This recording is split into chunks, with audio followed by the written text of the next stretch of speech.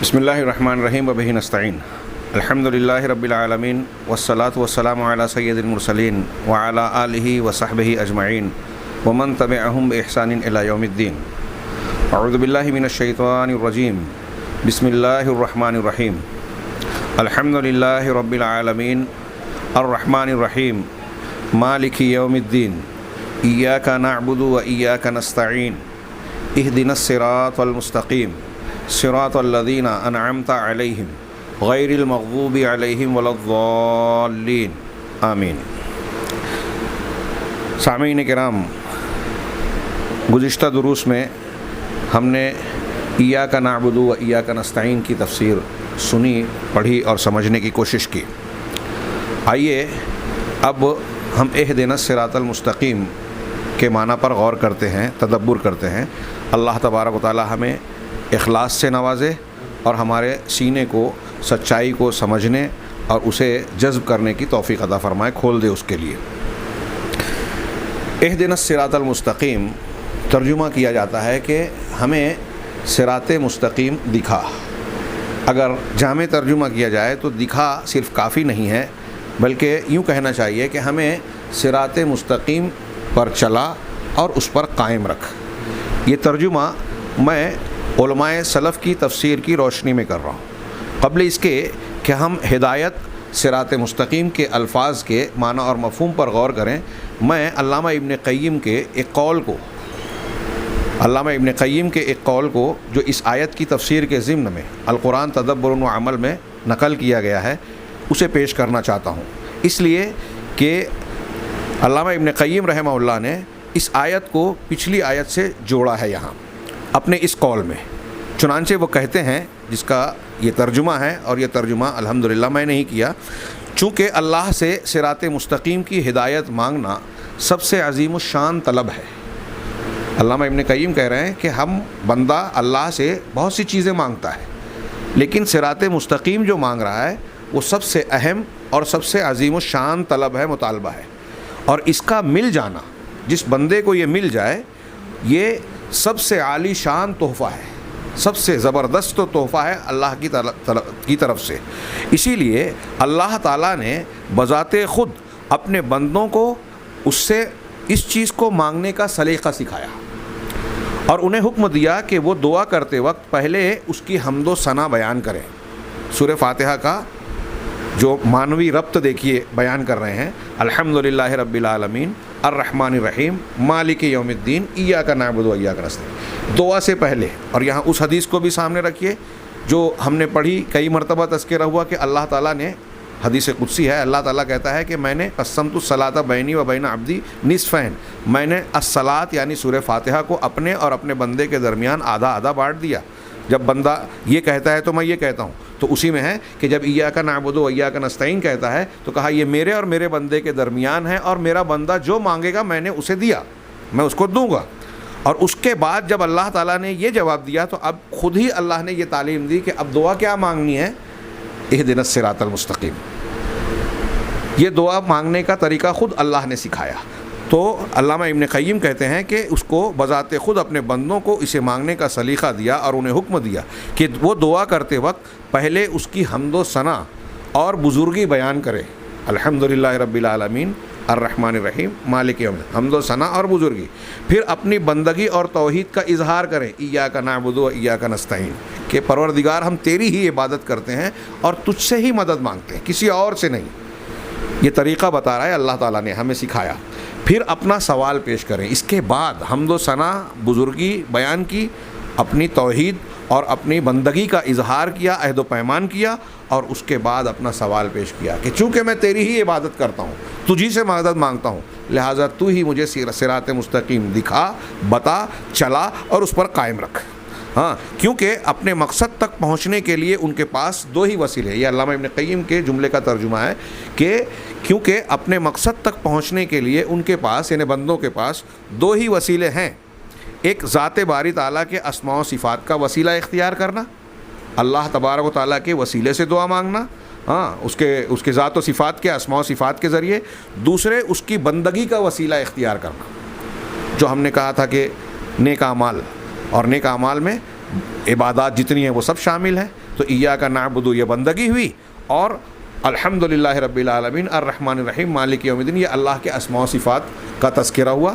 تو اللہ کے اسماء و صفات کا وسیلہ اور اپنی بندگی اور اپنی توحید کا وسیلہ، یہ سب سے مضبوط وسیلہ ہے۔ علامہ ابن قیم آگے کہتے ہیں اور بہت کم امکان ہے کہ ان دو وسیلوں کے ہوتے ہوئے دعا رد ہو جائے۔ اگر ان دو وسیلوں کے ساتھ بندہ دعا مانگ رہا ہے تو دعا رد ہو جائے، ایسا بہت کم امکان ہے۔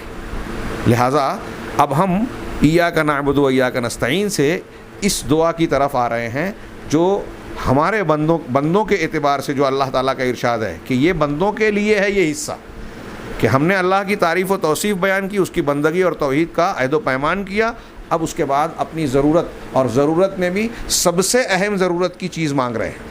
کیوں سب سے اہم ضرورت؟ اس کو جاننے کے لیے ہم تفسیر کو دیکھیں، اس سے پہلے ہدایت کا معنی اور صراط مستقیم کا مفہوم سمجھ لیں۔ ہدایت کئی معنی میں ہوتی ہے، بعض اہل علم نے اس کی کئی تقسیم کی ہے۔ مثال کے طور پر پہلی ہدایت یہ جو اللہ تبارک و تعالیٰ صرف انسان ہی نہیں بلکہ ہر مخلوق کے اندر وجدانی طور پر ڈال دیتا ہے، کہ اس کے اندر داخلی شعور کے طور پر ایک چیز رہتی ہے جس سے وہ اپنی ضرورت کو حاصل کرنے کا گویا احساس رکھتا ہے یا عمل کرتا ہے۔ ایک بچہ پیدا ہوتا ہے، اسے ابھی کسی چیز کی کوئی تعلیم نہیں دی گئی، کچھ سکھایا نہیں گیا، لیکن جیسے ہی بھوک لگتی ہے وہ رونے لگتا ہے، اور ماں اپنا سینہ اس کے منہ میں جیسے ہی لگاتی ہے وہ ماں کے سینے سے چمٹ کر اپنی غذا چوسنے لگتا ہے۔ یہ تعلیم کس نے دی؟ یہ وجدانی شعور ہے جو اللہ تعالیٰ نے اسے اندر دیا، اور یہ صرف انسان کے بچے کو نہیں ہے، آپ جانور کے بچوں کو، آبی حیوانات کو، جیسا کہ میں نے کہا تھا کہ مچھلی کے بچے کو تیرنا سکھانا نہیں پڑتا، ایسے آپ مخلوقات میں بہت ساری چیزوں کو، یہ ایک وجدانی داخلی صلاحیت ہے۔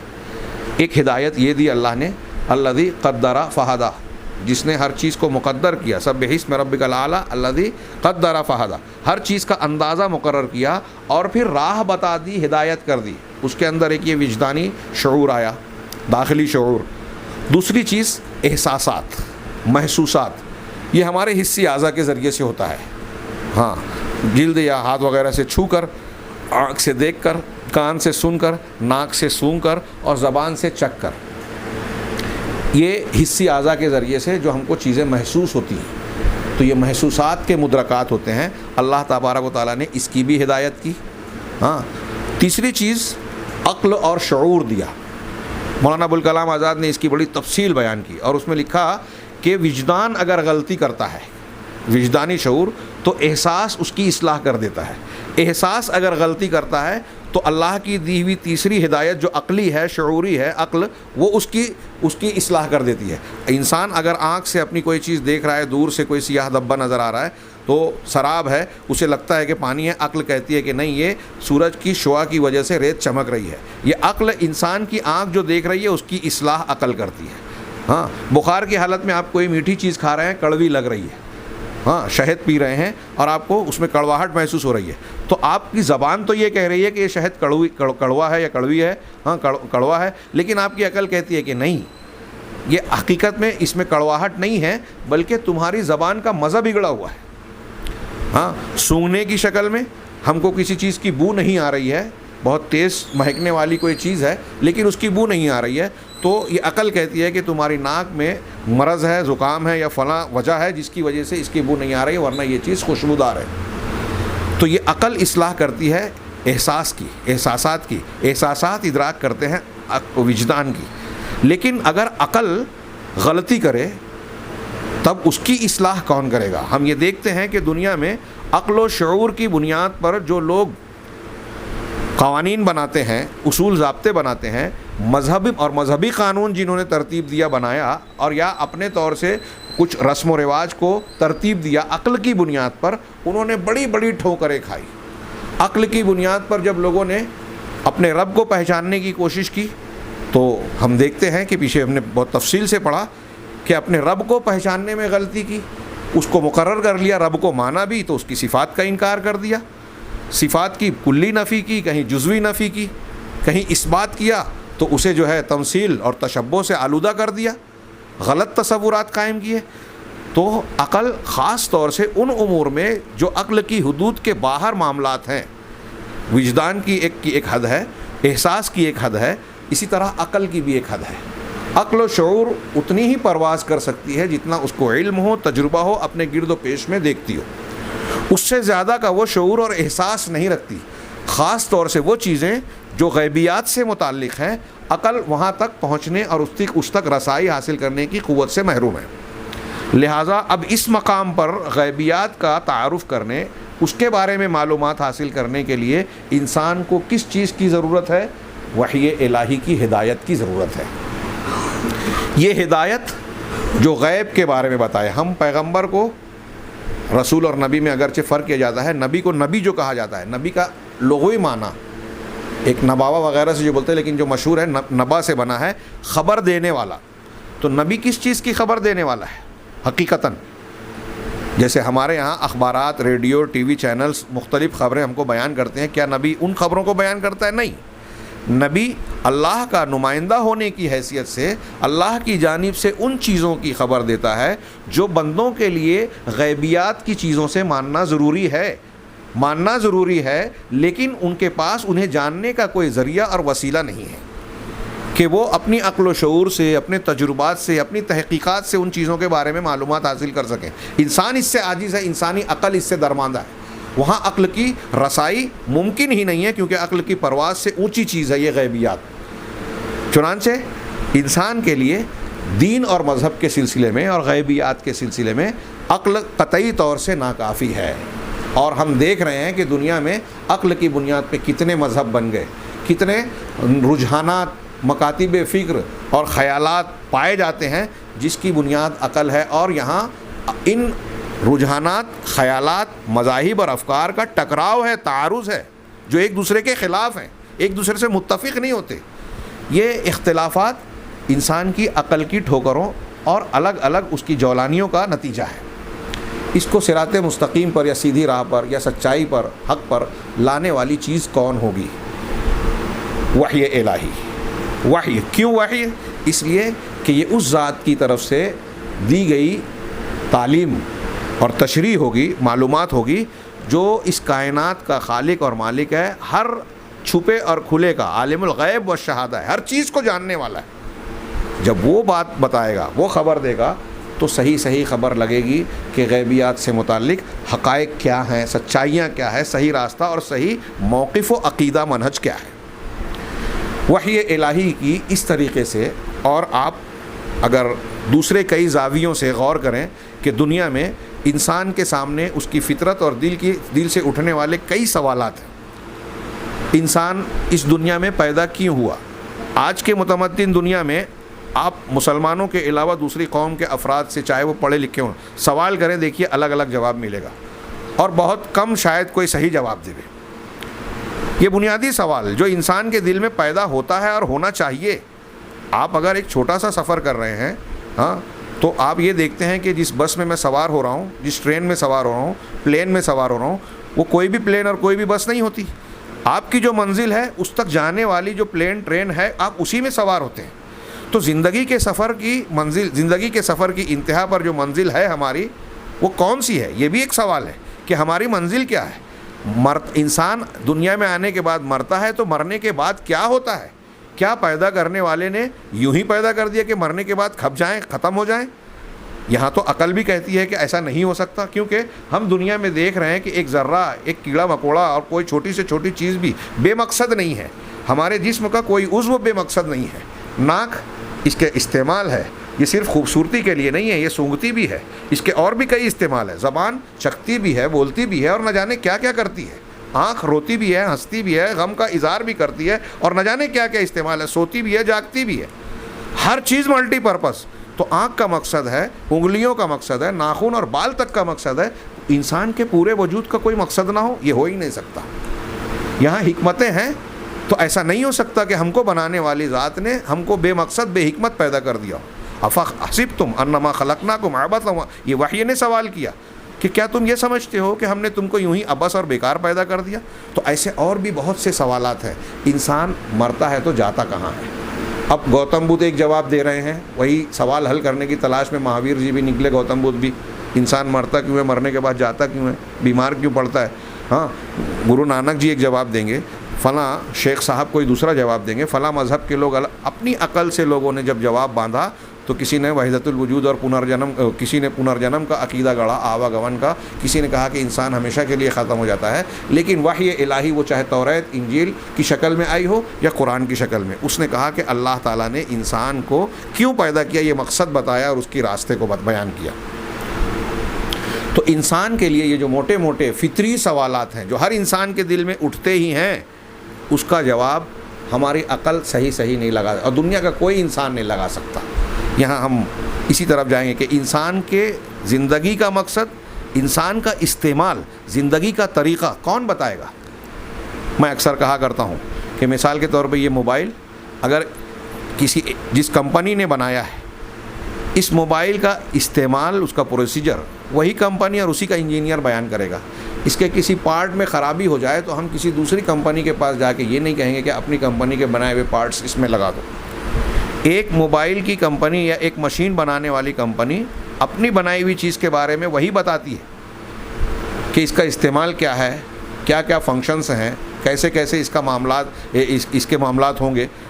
تو انسان کو بنانے والی ذات اللہ کی ہے. اس انسان کے استعمال کو دوسری شخصیات، مخلوقات کیسے بتا سکتی ہیں کہ اس کو کیوں پیدا کیا گیا، اس کا مقصد کیا ہے، زندگی کیسے گزارے، اور پیدا کرنے والا کون سا طریقے حیات اور کون سا دین اور مذہب پسند کرتا ہے؟ یہ بھی ایک سوال ہے. ہمارے یہاں لوگ جو ہے رواداری کا مظاہرہ کرتے ہوئے کہتے ہیں کہ سارے مذاہب سچے ہیں، سارے مذاہب سچے ہیں. اچھائی کی تعلیم ہر جگہ ہے، ہو سکتی ہے، لیکن کیا یہ بات صحیح ہے؟ میں اس کو عالمگیر دھوکہ سمجھتا ہوں. انسان کی بہت بڑی غلطی، ٹھوکر اور دھوکہ، اور اپنے آپ کو تسلی دینے کا سامان ہے یہ. ہمیں یہ سوال پوچھنا چاہیے کہ جس ذات نے ہم کو پیدا کیا اس کی نظر میں کون سا مذہب قابل قبول ہے؟ یہ وحی الہی کہتی ہے کہ وَمَن يَبْتَغِ غَيْرَ الْإِسْلَامِ دِينًا فَلَن يُقْبَلَ مِنْهُ. وہ ایک مذہب، وہ صراط مستقیم وہی ہے جس کی یہاں دعا میں طلب کی جا رہی ہے کہ ہم کو صراط مستقیم دکھا اور اس پر چلا. یہ کون بتائے گا؟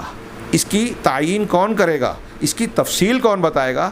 میں نے عرض کیا ساری باتوں کا جواب، غیبیات سے متعلق جتنی چیزوں کا، جتنے سوالات ہمارے ذہن و دماغ میں، ہمارے گرد و پیش میں اٹھتے ہیں، ان تمام کا بالکل صحیح جواب کہ انسان کا شعور، عقل اور ادراک نہیں دے سکتا، بلکہ اللہ تبارک و تعالیٰ کی وحی کرے گی. اور وہ اللہ کیوں دے گا یہ جواب؟ اس لیے کہ ہم نے شروع میں پڑھا کہ تمام تعریف رب العالمین کے لیے، اور رب العالمین کو ہم دیکھتے ہیں کہ انسان کی چھوٹی سے چھوٹی ضرورت کو، کھانے کو، پینے کو، کپڑے کو، غذا کو، دوا کو، اور گرد و پیش میں نہ صرف ضروریات کو بلکہ لذتوں کو بھی فراہم کیا. تو جو جسم اور شریر کی ساری ضروریات دے رہا ہے، وہ انسان کی آتما، روح کی اور اس کے دل میں اٹھنے والے فطری سوالات کا جواب نہ دے اور اس سلسلے میں رہنمائی نہ کرے، یہ ممکن نہیں ہے. جو وجدان کی ہدایت دے رہا ہے، جو احساسات کی ہدایت دے رہا ہے، جس نے عقل کی ہدایت دی، یہ ناممکن ہے کہ وہ وحی الہی کے ذریعے سے دین کی صراط مستقیم کی ہدایت نہ دے. اب ہمارے سامنے اس سوال کو یوں بھی سمجھیے کہ یہ سوال کتنا اہمیت کا حامل ہے کہ دنیا میں بہت سارے لوگ اس سوال کو غیر ضروری سمجھ کر یہ سمجھ لیتے ہیں کہ کوئی بھی مذہب اور دین مان لیا جائے، کسی بھی چیز پر عقیدت اور عقیدہ اختیار کر لیا جائے، کوئی فرق نہیں پڑتا. مانو تو میں گنگا ماں ہوں، نہ مانو تو بہتا پانی. کہ ایک گنگا کے تعلق سے اگر عقیدت جوڑ لی گئی تو وہ اس کے نزدیک مقدس ہو گیا، نہیں مانا تو وہ سادہ پانی ہے. تو یہ ہمارے ماننے میں ہم کسی بھی چیز کو مان لیں، کسی درخت کو مان لیا تو پوجا کے لائق، کسی پتھر کو، کسی شخصیت کو، کسی لباس اور کپڑے کو، کسی درخت کو، جس کو چاہا مان لیا. کیا یہ ایسا ہی کاروبار ہے اس کائنات کا؟ ظاہر سی بات ہے کہ یہ انسان کی سب سے بڑی گمراہی کا معاملہ ہوگا اگر اس طرح کا معاملہ اختیار کیا جائے، اور بہت سارے لوگوں نے اختیار کر رکھا ہے.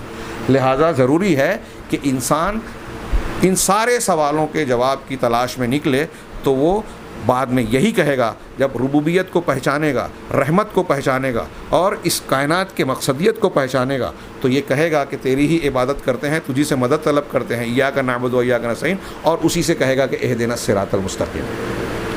آگے تفاسیر میں آئے گا، لیکن میں ایک مرتبہ یہاں بھی کہہ دوں کہ یہ دعا کتنی اہمیت کی حامل ہے. آپ اس کا اندازہ لگائیے کہ اللہ تبارک و تعالیٰ نے ہر روز ہر مسلمان کو ہر نماز میں اس دعا کے مانگنے کا حکم دیا ہے، اور نبی کریم صلی اللہ علیہ وسلم نے صاف صاف کہا ہے کہ اس شخص کی نماز ہی نہیں جس نے سورہ فاتحہ ہر رکعت میں پڑھنا ہے، جس نے یہ نہیں پڑھی نماز نہیں ہوگی. اس کو اللہ نے الصلاۃ کہا، سورہ فاتحہ کو جبکہ نماز کا جز ہے.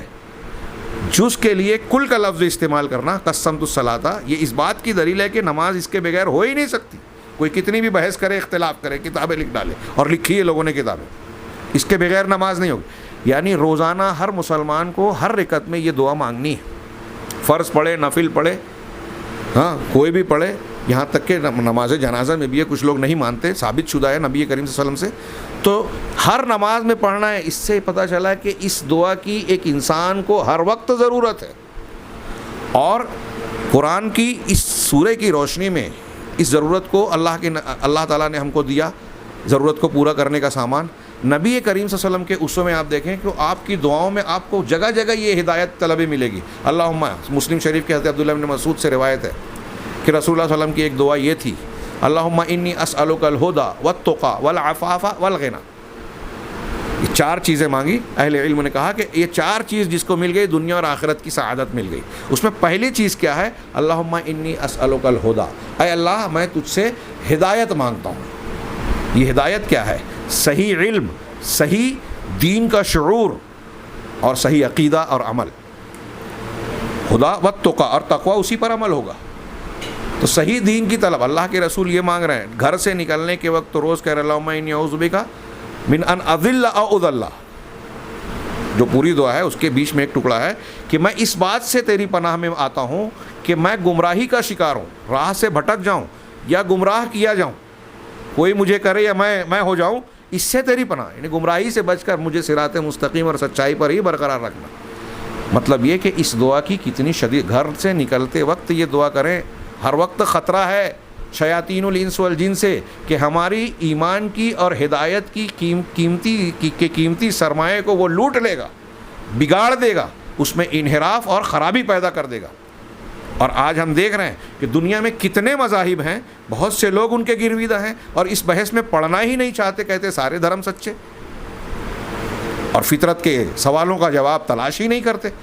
بہت سے لوگ ایسے ہیں جو اسلام کو قبول کر لیا, اپنے آپ کو مسلمان کہتے ہیں, قرآن و حدیث اور کلمہ پڑھتے ہیں, لیکن کسی نے پیری مریدی والا دین اختیار کر رکھا ہے, نبی کی تعلیمات کو چھوڑ کر مشائخ اور سلسلے کی تعلیمات لے رہا ہے. کسی نے رافضیت اختیار کر لی, کوئی انکار حدیث کر رہا ہے, کوئی کسی شخصیت سے متاثر ہو گیا, کوئی کسی نئے فتنے کو اختیار کرتا ہے. اور اسلام کے صاف ستھرے عقیدے اور منہج سے جو صحابہ کرام اور اللہ کے نبی صلی اللہ علیہ وسلم کا متفقہ عقیدہ منہج تھا, عمل تھا, عبادات تھے, ان کو چھوڑ کر دوسرے نئے طریقے اختیار کر رہے ہیں. اس تناظر میں جو میں نے بیان کی, اس ہدایت کی قیمت کو سمجھیں, اس دعا کی اہمیت کو سمجھیں. ہر نماز میں ہم کو اس معنی اور مفہوم کو سمجھ کر دعا مانگنی ہے کہ پروردگار مجھے اپنے راہ راست پر, صراط مستقیم پر قائم رکھ. اور یہ ہدایت جو یہاں مراد ہے, جس کو بندہ مانگ رہا ہے, یہ اہل علم نے کہا کہ یہ ہدایت 2 قسم کی ہے. ایک تو ہدایت ارشاد ہے, ارشاد و بیان کرنا, وضاحت کرنا. ہدایت کا ایک معنی ہے وضاحت و بیان کرنا, اور ہدایت کا ایک معنی ہے توفیق دینا. تو یہ دونوں چیزیں یہاں مراد ہے کہ اے اللہ مجھے سیدھا راستہ دکھا اور اس کو قبول کرنے کی توفیق دے.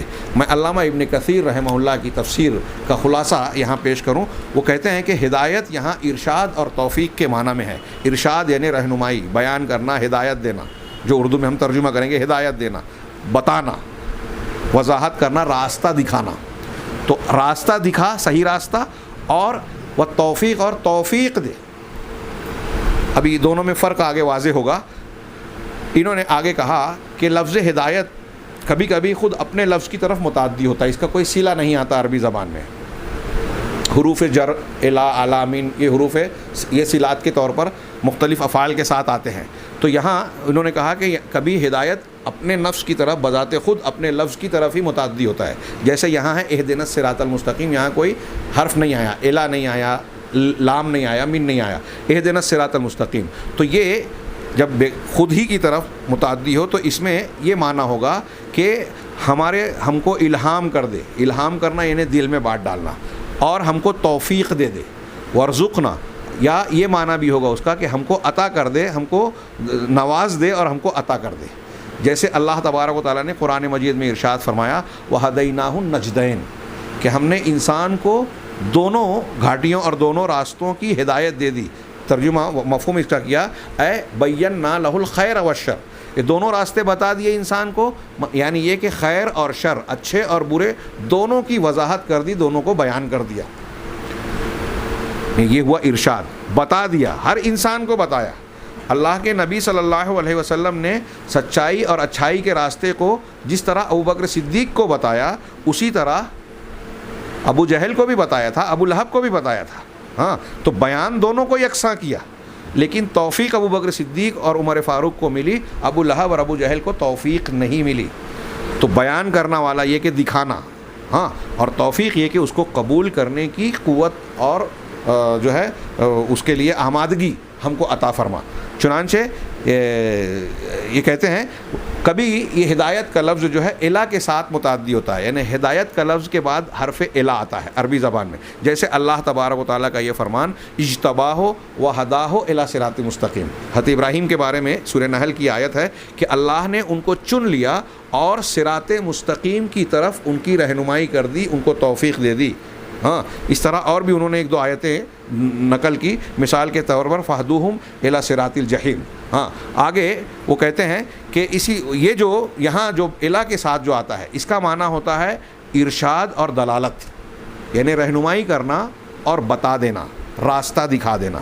جیسے اللہ کے نبی صلی اللہ علیہ وسلم سے خطاب کر کے قرآن میں اللہ نے کہا انک لتہدی الی صراط مستقیم، کہ اے رسول آپ صراط مستقیم کی طرف رہنمائی کرتے ہیں، آپ راستہ بتاتے ہیں۔ تو یہ راستہ بتانا یہ ایک ہدایت ہے جو نبی کریم صلی اللہ علیہ وسلم کرتے تھے۔ اور کبھی ہدایت کا لفظ جو ہے لام کے ساتھ متعدی ہوتا ہے، اس کے ساتھ لام حرف جر آتا ہے، تو جیسے اہل جنت کا قول قرآن نے نقل کیا الحمدللہ الذی ہدانا لہذا، ہدانا ہدایت کے ساتھ دیکھیے لام آ رہا ہے، ہدانا لہذا، یہاں اس کا معنی کیا ہوگا کہ اللہ نے ہم کو، اس کی تمام تعریف اس اللہ کے لیے ہے جس اللہ نے ہم کو اس چیز کے لیے ہدایت دی، یعنی اس کی ہم کو توفیق دی، اور اس جنت اور اس کے لیے جو اعمال ضروری تھے اس کے کرنے کا ہم کو اہل بنایا۔ یہاں توفیق کے معنی میں ہے۔ آگے انہوں نے نقل کیا کہ صراط مستقیم کا معنی کیا ہے، لفظ صراط مستقیم۔ تو انہوں نے کہا صراط مستقیم اس کا ترجمہ ہم کرتے ہیں سیدھا راستہ، اور انہوں نے امام ابو جعفر ابن جریر طبری رحمہ اللہ کا قول نقل کیا علامہ ابن کثیر نے۔ وہ کہتے ہیں ابن جریر کہ امت میں جتنے بھی اہل تاویل یعنی تفسیر کرنے والے علماء ہیں، ان تمام علماء کا اس بات پر اتفاق ہے کہ صراط مستقیم وہ راستہ جو بالکل واضح اور صاف ہو، کھلا راستہ، الذی لا اعوجاج فیہ، جس کے اندر کوئی ٹیڑھا پن نہ ہو، سیدھا راستہ، ٹیڑھ پن سے بالکل صاف اور خالی۔ اور یہ تمام اہل عرب کی لغت میں یہ لفظ استعمال ہے۔ تو معلوم ہوا کہ صراط مستقیم کا معنی ہوا سیدھا راستہ جس میں کوئی ٹیڑھا میڑھا پن موڑ توڑ نہ ہو، سیدھا راستہ۔ ہاں، اور ہدایت کا بھی معاملہ گزر چکا۔ اور پھر انہوں نے یہ ذکر کیا کہ صراط مستقیم جو کہا گیا یہاں کہ پروردگار ہمیں سیدھا راستہ دکھا، تو بڑی تفصیل سے ہے، میں اس کا خلاصہ نچوڑ پیش کروں۔ انہوں نے 10 اقوال نقل کیے کہ صراط مستقیم سے مراد کیا ہے، صحابہ، تابعین اور اہل تفسیر علماء کیا کہتے ہیں۔ تو متعدد صحابہ کرام کا قول انہوں نے نقل کیا، اور انہوں نے کہا کہ اس کی وضاحت کرنے میں مفسرین کی عبارتیں الگ الگ ہیں، لیکن سب کا معنی ایک ہی ہے، ایک دوسرے سے متلازم ہے، جڑے ہوئے ہیں۔ چنانچہ حضرت ابن عباس، حضرت عبداللہ ابن مسعود رضی اللہ تعالیٰ عنہما اور دوسرے کئی صحابہ یہ کہتے ہیں کہ صراط مستقیم سے مراد اسلام ہے، اسلام ہے۔ حضرت جابر یہی تفسیر کرتے ہوئے اس میں ایک لفظ کا اضافہ کرتے ہیں کہ اسلام جس کے اندر کوئی ٹیڑھا پن اور اونچ نیچ ادھر ادھر ٹیڑھا پن نہیں ہے۔ وہ کہتے ہیں وہ کہتے ہیں کہ هو الاسلام اوسع مما بین السماء والارض، اسلام جو آسمان اور زمین کے درمیان کی چیزوں سے زیادہ کشادہ ہے۔ اس صراط مستقیم کی ایک تشریح یہ کہ اسلام ہے۔ کچھ لوگوں نے حضرت ابن حنفیہ اور بعض لوگوں نے کہا کہ اس سے مراد اللہ تعالیٰ کا دین ہے، جس کے بغیر اللہ تعالیٰ بندوں سے کوئی دوسرا دین قبول نہیں کرے گا۔ ایسی اور بھی کئی اقوال ہیں جو کہتے ہیں کہ اللہ کا دین مراد ہے۔ امام مجاہد رحمہ اللہ کہتے ہیں کہ اس سے مراد حق ہے، اور علامہ ابن کثیر نے اس قول کو نقل کرنے کے بعد کہا کہ مجاہد کا یہ قول اشمل ہے، یعنی زیادہ ہمہ گیر اور جتنی دوسرے تفسیر گزری ہے ان سب کو گھیر لینے والا ہے، کیسے کہ جو حق ہے وہی اسلام ہے، وہی اللہ کا دین ہے، وہی قرآن ہے، وہی رسول اللہ صلی اللہ علیہ وسلم کی تعلیمات ہیں۔ ہاں، ابو العالیہ نے، امام ابو العالیہ جو تابعی ہیں، ان کا قول نقل کیا علامہ ابن کثیر نے۔ وہ کہتے ہیں اہدنا الصراط المستقیم کا مطلب کیا ہے؟ الصراط مستقیم کا مطلب ہے نبی صلی اللہ علیہ وسلم اور آپ کے بعد آپ کے دونوں خلیفہ یعنی حضرت ابوبکر صدیق اور عمر فاروق۔ بڑی پیاری تفسیر کی۔ کچھ لوگوں کو یہ چیز اچھی پسند نہیں آئے گی۔ صراط مستقیم اللہ کی کتاب بھی ہے، قرآن نے کہا کہ اللہ کی کتاب بھی ہے، اس کی وہی حبل اللہ المتین، یہ بھی قول ہے۔ اور یہاں ابو العالیہ کہتے ہیں کہ نبی کریم صلی اللہ علیہ وسلم صراط مستقیم ہیں اور آپ کے دونوں صحابی جو آپ کے بعد ہیں۔ عاصم کہتے ہیں ان کا یہ قول سننے کے بعد کہ ہم نے یہ بات امام حسن بصری سے ذکر کی کہ ابو العالیہ صراط مستقیم کی تشریح کرتے ہوئے یہ کہہ رہے ہیں کہ نبی صلی اللہ علیہ وسلم اور ابوبکر صدیق اور عمر فاروق۔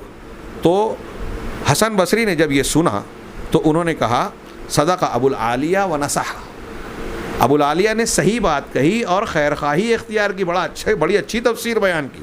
انہوں نے کہا کہ جتنے قول صراط مستقیم کی تفسیر میں منقول ہیں صحابہ اور تابعین سے، مفسرین سے، حضرت حسن بصری کہتے ہیں کہ وہ سارے اقوال صحیح بھی ہیں اور ایک دوسرے سے جڑے ہوئے بھی ہیں۔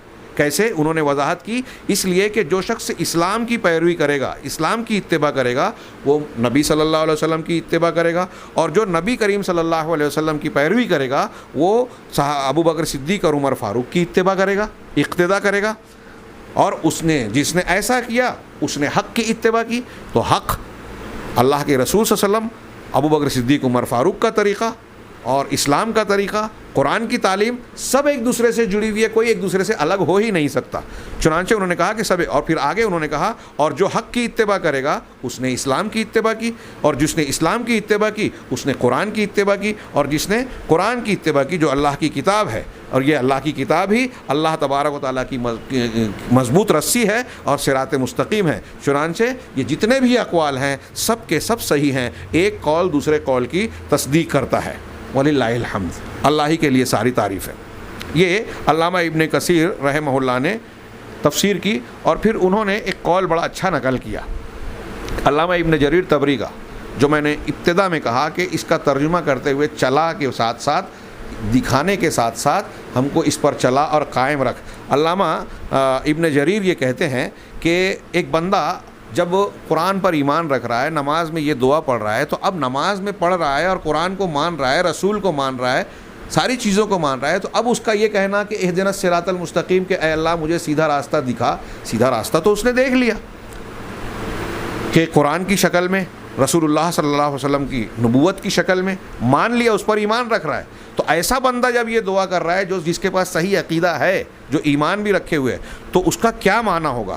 تو علامہ ابن جریر طبری کہتے ہیں کہ اس کا بہتر معنی میرے نزدیک، میں جو پسند کرتا ہوں، علامہ ابن جریر کہہ رہے ہیں کہ یہ ہے کہ وفقنا للثبات علی مرتضیتہ ووفقت له من انعمت علیہ من عبادک من قول وعمل، کہ اے اللہ ہمیں تو توفیق دے کہ ہم ثابت قدم رہیں، ثابت قدمی کی اور جم جانے کی توفیق دے اس چیز پر جس کو تو پسند کرتا ہے، اور جس کی تو نے ان بندوں کو، اپنے ان بندوں کو توفیق دی جن پر تیرا انعام ہوا۔ اگلا جملہ جو آ رہا ہے صراط الذین انعمت علیہم، اپنے بندوں میں سے جن لوگوں پر تو نے انعام کیا اور ان کو جس قول و عمل کی، یعنی جس عقیدے اور اعمال کی تو نے توفیق عطا فرمائی، اس کی توفیق مجھے دے اور مجھے اس پر جما دے، ثابت قدم رکھ دے۔ ہاں، اور جو شخص یہی وہ کہتے ہیں کہ اور یہ جو ان کا طریقہ ہے یہی صراط مستقیم ہے، اس لیے کہ جس شخص کو اس بات کی توفیق مل گئی جس کی توفیق اللہ کے انعام یافتہ بندوں کو ملی تھی، یعنی نبیوں، صدیقین، شہداء اور صالحین میں سے، تو اسے اسلام کی توفیق مل گئی، رسولوں کی تصدیق کی توفیق مل گئی، اور اسے اللہ کی کتاب کو مضبوط پکڑنے کی توفیق مل گئی، اور اسے اللہ کے احکامات پر عمل کرنے اور ممنوعات سے رک جانے کی توفیق مل گئی۔ ساری دین کی چیزیں اس میں سمٹ گئی۔ یہ ابن جریر طبری رحمہ اللہ کے قول کا خلاصہ ہے۔ اور وہ شخص ایسا جو ہوگا وہ ان چیزوں سے ڈر جائے گا جن سے اللہ تعالیٰ نے ڈانٹا ہے، ان چیزوں کو اختیار کرے گا جن کو نبی کریم صلی اللہ علیہ وسلم اور اللہ تعالیٰ نے حکم دیا ہے، اور صحابہ کرام اور خلفائے راشدین کے طور طریقے، اور جتنے بھی نیک بندے ہیں ان کے طور طریقے کو وہ اختیار کر لے گا۔ بڑی جامع بات کہی انہوں نے. حضرت عبد الرحمن بن سعدی رحمہ اللہ کی تفسیر بھی چلتے چلتے میں نقل کر دوں. انہوں نے مختصر لیکن بڑے جامع انداز میں اہدنا الصراط المستقیم کی تشریح کی اور کہا کہ اہدنا الصراط المستقیم کا مطلب یہ ہوگا کہ اے اللہ دلنا و ارشدنا و وفقنا للصراط المستقیم. اے اللہ ہم کو بتا دے، وہی ارشاد بیان، دلالت کر دے، دکھا دے، و ارشدنا اور ہماری رہنمائی کر دے اور ہم کو توفیق دے دے، اس کو قبول کرنے کی توفیق دے دے صراط مستقیم کی. اور وہ صراط مستقیم کیا ہے؟ وہو الطریق الواضح الموصل الی اللہ و الی جنتہ. اور یہ وہ راستہ ہے، صراط مستقیم اس راستے کو کہتے ہیں جو اللہ تبارک و تعالیٰ تک اور اس کی جنت تک پہنچانے والا ہے. اور وہ کیا ہے؟ وہو معرفت الحق والعمل بہ. یہ حق کی معرفت اور اس پر عمل کرنا ہے. یہ تھوڑی سی تشریح طلب بات ہے. علامہ سعدی نے بڑی پیاری بات کہی. ہدایت یا صراط مستقیم کی ہدایت دے، توفیق دے، تو کیا ہے یہ مراد؟ کہ ہم کو حق کی معرفت دے دے اور اس پر عمل بھی دے دے. یہ دو باتیں کہی، یعنی صحیح علم ملے اور اس پر عمل کی توفیق. آج دنیا میں ہم دیکھتے ہیں بہت سارے لوگ صحیح علم سے محروم ہیں، بڑی جانکاریاں، ڈگریاں رکھتے ہیں، ہاں بہت مشہور ہیں. اور حیرت کی بات یہ ہے کہ اگر انحراف ہے کسی کے اندر، کوئی حدیثوں کا انکار کر رہا ہے، مسلمانوں کے مسلمہ اصول و قواعد کو رد کرتا ہے، تو ٹی وی چینلز پر حکومت کے ایوانوں میں اسی کو زیادہ رسائی حاصل ہے. ہاں ویب سائٹ اور نیٹ پر اس کے فالوورز اور لائک کرنے والے زیادہ نظر آئیں گے. چنانچہ ہمارا نیا اور نوجوان طبقہ اس بھیڑ کو دیکھ کر، اس کے چینل پہ آنے کو دیکھ کر، اس کی چمک دمک کو یا حکومتی ایوان میں اس کی پہنچ اور پکڑ کو دیکھ کر اس سے متاثر ہو جاتا ہے. وہ یہ نہیں جانتا کہ اس کو جان بوجھ کر اس کے لائک کرنے والوں کی تعداد بڑھائی جاتی ہے، اس کو دکھایا جاتا ہے کہ یہ بہت مشہور ہے، مقبول ہے، بہت قابل ہے. اس کے سامنے اصل جو علماء کرام ہیں ان کی کوئی حیثیت نہیں ہے. یہ اچھی طرح دماغ میں بٹھا لے، جو اہل اسلام میں جو صحیح علماء کرام ہیں، صحیح منہج کے جاننے والے اور متقی پرہیزگار علماء کرام، وہ سب سے بڑی دولت اور نعمت ہے. اور یہ کفار، مشرکین، شیاطین الانس والجن کا آزمودہ نسخہ ہے کہ اگر عوام کو گمراہ کرنا ہے تو علماء ربانیین سے، جو صحیح منہج و عقیدے کے علماء ہیں، ان سے ان کو دور کیا جائے. اور آج آپ دیکھیے کہ جو عالم جتنا زیادہ حق والا ہے اتنا زیادہ وہ سماج اور معاشرے میں لوگوں سے کٹا ہوا نظر آئے گا. اس کو لوگوں نے غیر اہم بنا کر رکھا ہے، جبکہ اس سے زیادہ سماج میں قابل عزت کوئی اور نہیں ہے. انشاءاللہ کسی موقع پر علماء کی اہمیت و افادیت اور ان کی کیا اللہ تبارک و تعالیٰ اور رسول اللہ صلی اللہ علیہ وسلم نے مقام و مرتبہ عطا کیا ہے اور ان کو کیا حیثیت دی ہے، اس پر گفتگو کسی اور موقع پر. فی الحال وہ موضوع سے میں ہٹ جاؤں گا. تو یہاں دراصل میں یہ کہنا چاہتا ہوں کہ ان کی اہمیت کو گھٹا کر اصل میں لوگوں کو علم صحیح سے لوگ دور کرتے ہیں. آپ جب علماء ربانیین سے کٹ جائیں گے، ہٹ جائیں گے، دور ہو جائیں گے، تو جو غلط علماء غلط باتیں بیان کر رہے ہیں، جو غلط عقیدہ پیش کر رہے ہیں، قرآن حدیث کی تشریح کرتے ہوئے کچھ دوسری چیزیں اس میں ملا دے رہے ہیں، باطل باتوں کو اسلام کے نام پر آپ کو اسلام سے ہٹا دے رہے ہیں، یہ چیزیں آپ پر اثر انداز ہوگی. ایسی صورت میں جب آپ صحیح علماء کو چھوڑ کر ایسے لوگوں کے پیچھے جائیں جن کے پاس خود صحیح علم نہیں ہے. جب ایک آدمی کے پاس خود صحیح عقیدہ اور صحیح علم نہ ہو تو وہ ظاہر سی بات ہے کہ وہ غلط چیزوں کی اشاعت اور تشہیر کرے گا، غلط مسائل بتائے گا، اور خاص طور سے اگر عقیدہ اور منہج میں اس کے ہاں خطا پائی جاتی ہے تو پھر یہ غلطی چھوٹی موٹی نہیں ہے اور معافی کے لائق نہیں ہے.